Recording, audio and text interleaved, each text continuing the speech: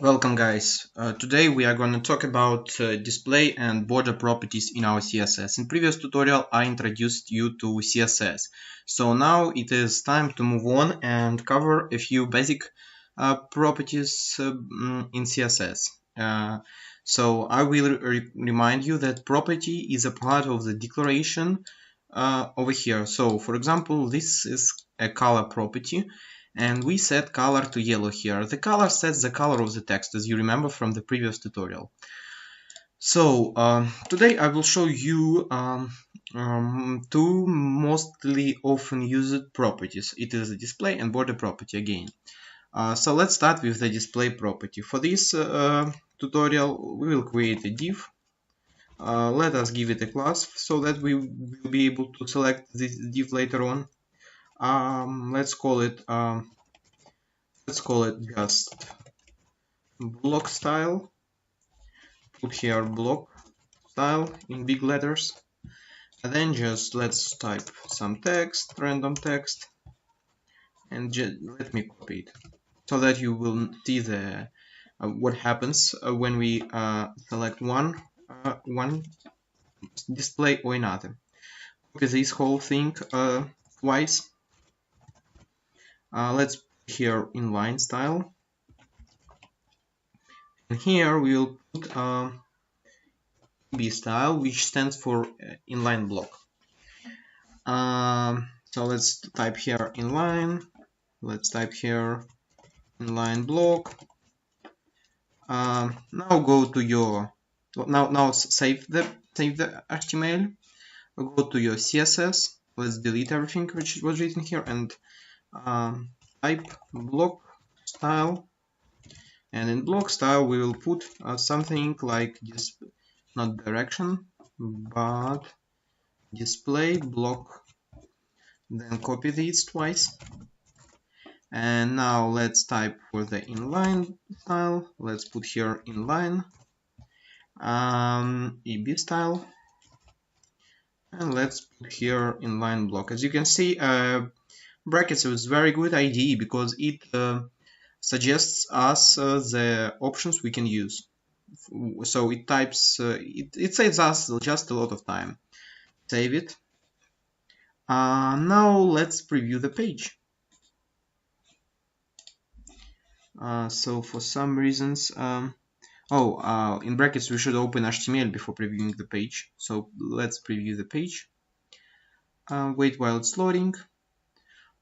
So I think it will be easier to get the example by having our text with display property set being highlighted in some way. So let's use something more darker. Let's burly wood color. Okay, copy it over here and over here.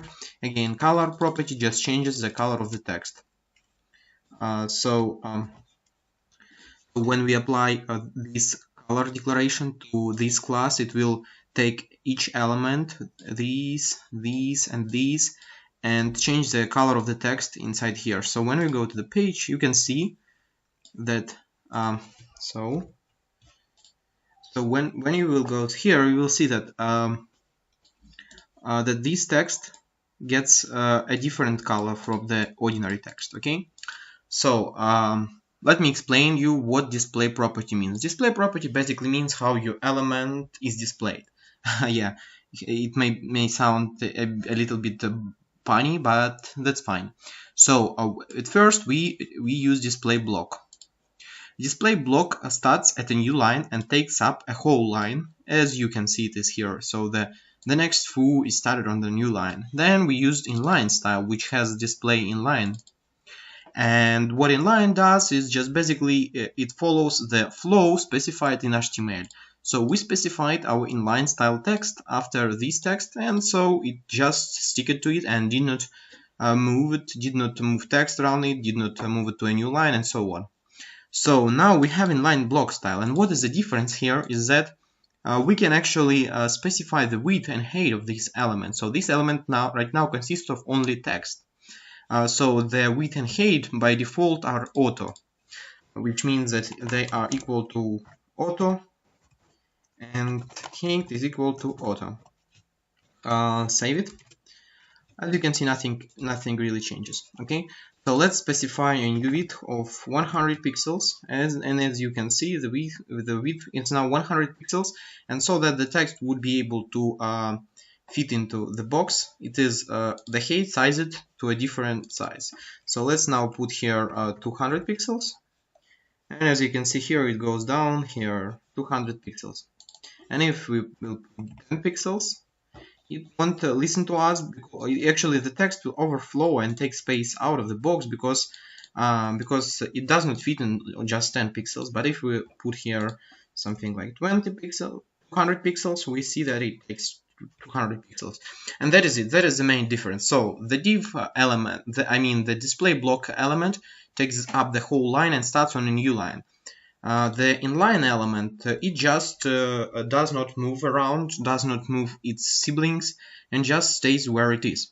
Then the inline block element is the same as an inline element, but with inline block you can specify width and height.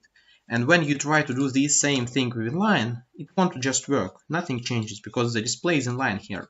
So I saved the CSS, I refresh the page, and as you can see, inline style text stays as it was. Okay, so now let's move to our second part of the tutorial, and this part is about border. So for this, let's create one div. I think this part of the tutorial will be pretty fast because I'm running out of time. So let's call the class border style, and let's put here plain text. Then go to CSS, get rid from everything. Let's create here border style. So there are three main properties to know about border. The first one is border style.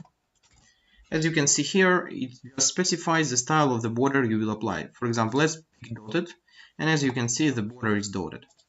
The next property you should be aware of is border width. It specifies how thick our border is. So, for example, if I will provide 20 pixels here, as you can see, the border becomes 20 pixels. If I will provide 2 pixels, it becomes 2 pixels. And the third important property for the border is border color. It specifies, as you may guess, it specifies the color of the border. So if I will put red here, border becomes red. So now, when you will work with CSS, you won't specify all those three properties separately because it takes a lot of time. It is not very convenient to read because someone might go here and put something like display here. Oh, by the way, I forgot to mention you display none. What display none does is it just hides the element totally, and it hides it in such a way that when you put some text over here, or something around it, it will behave as if there is nothing, as if this div is not present there. Okay, so while if you put it visible to I believe we can specify something like visibility hidden. It will be just invisible, but it will take its space. So if you want to hide your element, you use visibility hidden, and if you want to show it, you use display none. Okay, so let's continue on with the border.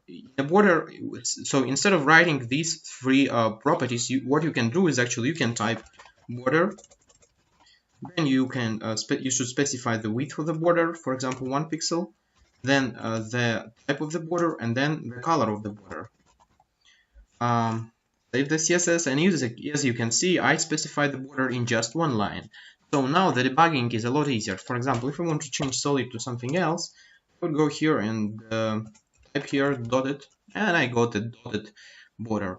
So thank you guys all for watching this video. I hope you learned something new from today's episode. So keep with me, and if you just did not get anything, I think that very soon you will be good and going. So bye bye guys.